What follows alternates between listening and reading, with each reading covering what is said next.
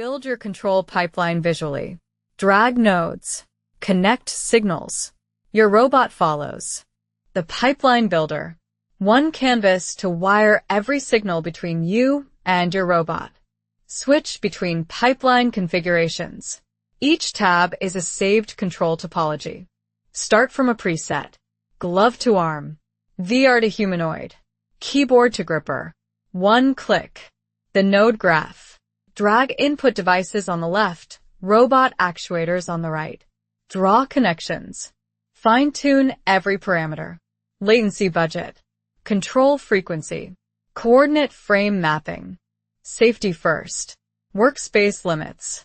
Force thresholds. Emergency stop behavior. Live diagnostics.